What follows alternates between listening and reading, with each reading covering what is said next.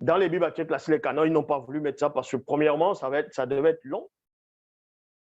Et le fait de mettre Melchisédek, ils ont voulu que Melchisédek soit, on va dire, pour eux, la manifestation théophanique de Dieu, de Yahvé. Et on sait que la notion de la théophanie, ce sont les choses de la Grèce antique. Théophanie, donc l'apparition de Dieu ou l'apparition des dieux. Théo, Dieu, Phanie, l'apparition.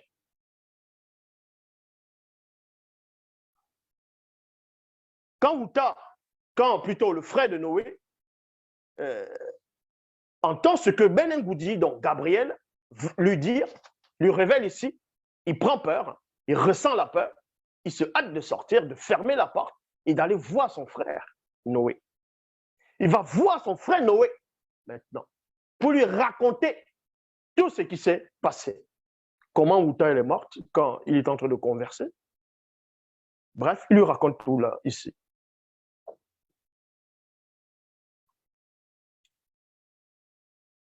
Wumsé se hâta vers la chambre de son frère. Donc, quand Wumsé, c'est-à-dire Noé, a entendu cela, a capté le récit, il se hâte maintenant d'aller dans la chambre de son frère pour voir sa belle-sœur, pour voir le corps de sa belle-sœur. Il veut voir. Donc, Wumsé, c'est-à-dire Noé, se hâta vers la chambre de son frère. Le puissant Ben Ngoudi avait disparu et l'aspect physique de Wouta était celui d'une morte.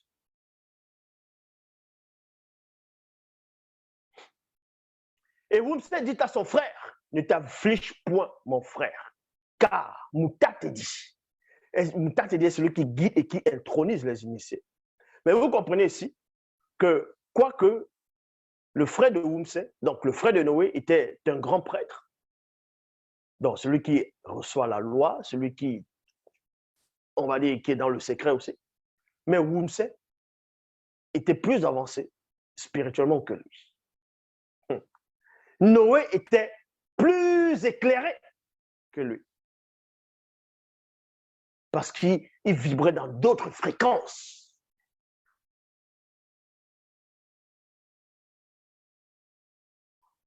Il était plus avancé que lui en ce moment, parce que lui, il a su discerner quelque chose. C'est pour ça qu'il prend son calme. Il dit, ne t'afflige pas. Ne t'afflige point, mon frère. Car Mouta te dit, a couvert aujourd'hui notre opprobre, puisque personne du peuple non initié ne le sait. Donc son frère était dans paniqué. Qu'est-ce qui va se passer? Parce que les gens savaient que lui aussi, son frère, le frère de Wumsé, vu que c'était un grand prêtre, et pendant une période de son sacerdoce, lui s'est consacré à ne plus toucher sa femme, donc, et pourtant, ce n'est pas interdit. Donc, pour lui, il faisait que ça pendant une année. Et les gens voyaient Wouta. Les gens la voyaient. Ils savaient que son mari, ça ce sont les choses, on le sait. Mais quand elle se retrouve enceinte, qu'est-ce que la population va dire? Qu'est-ce que les voisins vont raconter? Qu'est-ce que les non-initiés vont dire des initiés? C'est là où Wumsé a capté cela, a compris cela, a pénétré ce sentiment. En ce moment, il dit à son frère, ne t'afflige pas, ne t'afflige point, mon frère, car Mouta te dit a couvert aujourd'hui notre opprobre, notre honte, puisque personne du peuple non initié ne le sait. Et maintenant, hâtons-nous de l'enterrer derrière les arbres sacrés. Mouta te dit couvrira notre abaissement. Et ils placèrent alors le corps de Wouta sur un grand lit. Ils avertirent de vêtements noirs, comme cela était la coutume parmi le peuple. Et ils fermaient la porte. Point. Ils allaient creuser une tombe en secret. Donc, Noé et son frère, ils vont venir, ils vont voir le corps. Donc, en voyant le corps, mais on voit un gros ventre aussi. On voit un gros ventre. Mais en ce moment, pour Wumsé, pour son frère, parce que le nom de son frère est révélé dans le livre mystérieux, dans l'histoire de son frère, tout ça. Ils n'ont pas percé la fréquence que l'enfant pouvait vivre. Et pourtant, Moutat a bien expliqué à son frère, c'est-à-dire au frère de Wumse, que l'enfant qui naîtra de Wuta, qui sortira de sa femme, est une substance sainte. Mais ça, il n'a pas capté. Mais lui, il était dans un état second. Et c'est là où ils vont sortir maintenant, ils vont l'habiller, et ensuite ils vont sortir pour aller en secret, pour creuser une tombe, afin de la mettre dedans. Quand Wumse et son frère eurent fini de creuser la tombe, l'enfant sortit tout seul du ventre de Wuta. L'enfant sortit tout seul. L'enfant est sorti tout seul, pourquoi? Parce que Benengoudi avait expliqué cela dans le verset 14 en disant, je sais que tu es stérile et tu n'as pas d'enfant, tu vas devenir miraculeusement enceinte et de ton ventre sortira un fils. Et de ton ventre sortira un fils. Et l'enfant est sorti tout seul. Parce que Benengoudi avait déjà vu cela. Kawuta était morte physiquement et il était assis sur le lit. C'était un beau garçon noir. Donc, vous apprenez ici que Melchisedec était un beau garçon noir qui est sorti du ventre de sa mère. Sa mère était déjà morte. Il est sorti tout seul. Il était sur le lit et c'était un beau garçon noir. Et cette histoire va inspirer des personnes dans votre époque.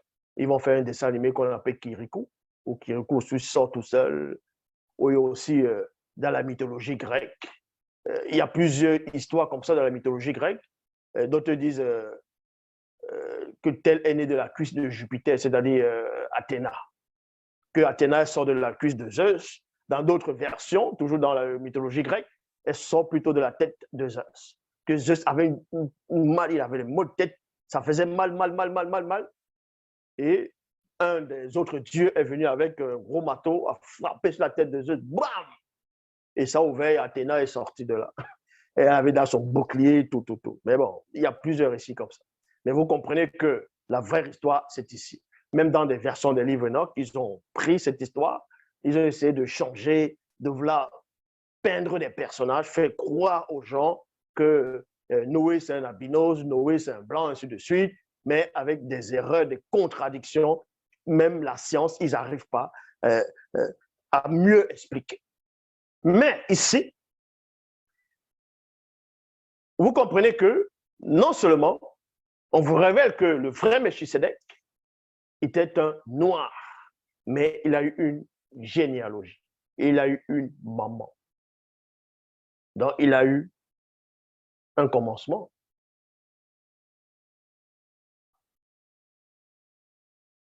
Et Wumse, c'est-à-dire Noé, et son frère, eurent une très grande frayeur lorsqu'ils entraient dans la maison, car l'enfant était assis sur le lit, près du cadavre de Wuta, virgule.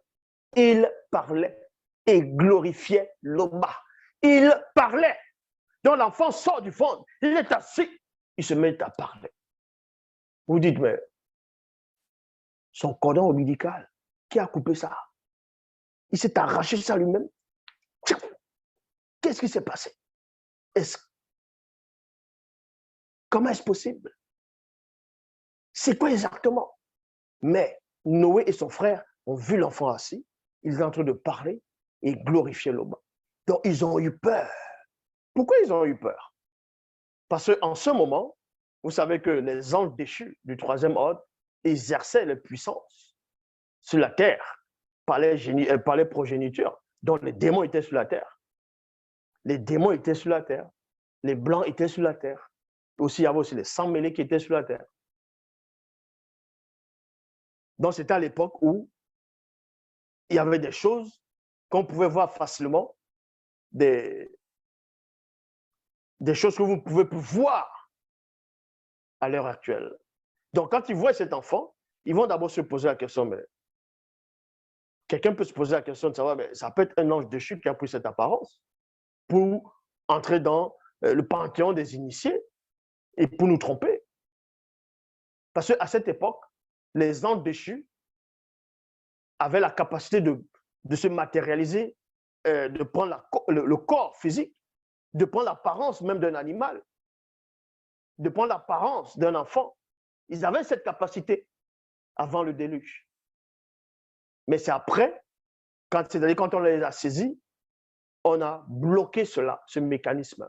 C'est-à-dire que Satan lui-même, je vous dis ici, Satan lui-même ne peut pas prendre l'apparence physique d'un animal, d'une personne, mais il peut juste projeter une image. Maintenant, les Mongols vont dire, oui, mais c'est écrit dans les Bibles, la classique, que Satan lui-même se transforme en ange de lumière. Donc les anges de lumière ont des corps physiques. On parle ici des esprits. Satan lui-même n'a pas la possibilité, où je vous parle, à prendre l'apparence physique de quelqu'un ou de se matérialiser physiquement. C'est interdit. Maintenant, vous allez dire, c'est interdit, mais il peut désobéir. Cette interdiction veut dire c'est le blocage. On les a bloqué cette capacité, y compris les démons, y compris les autres anges déchus. Ils peuvent que prendre une apparence d'une autre personne spirituellement et non physiquement, une apparence trompeuse pour séduire. C'est pour ça qu'on dit Satan se transforme en ange de lumière. Un ange de lumière, c'est toujours un esprit.